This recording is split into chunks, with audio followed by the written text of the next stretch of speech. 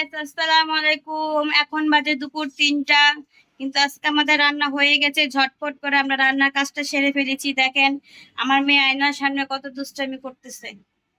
মানে সারাদিনই ওর পড়াশোনা বাদ দেওয়া সাজাসাজি আর নাচানাচির কাজ ছাড়া কিছু নাই।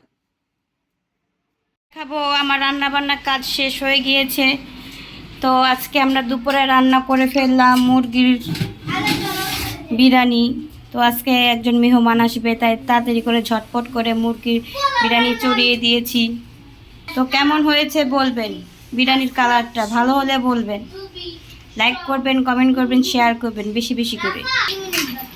রাফসান, কি করতেছো তুমি? সারাদিন আমার চাবি নিয়ে এই দেখেন কত বহুত ব্যস্ত মানুষ, মানে একটা যাই আরেকটা।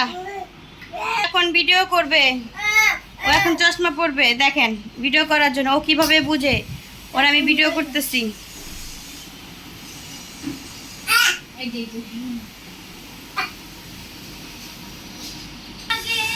প্রচন্ড রোদ বাইরে, অনেক রোদ। এখন আমার ছেলে আমাকে একটা চশমা পরাইতেছে। দেখেন আমার ছেলে ঘরটা নষ্ট করে ফেলছে, চিপসগুলো ভেঙে। এখন আমার মেয়েকে বলছি একটু ঝাড়ু দিতে, তাই ওই টেনশনে পড়ে গেছে ও ঝাড়ু দিবে কিনা। এখন আল্লাহ, আমার চশমাটা ভেঙে দিতেছে।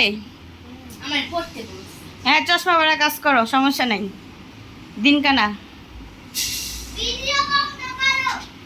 এই দেখেন আমাদের ঘরে একটা দিন কানা লোক আছে। এই যে আমার ছেলে, এই দেখেন রাত কানা বসে রয়েছে। এই দেখেন ফকিন্নি।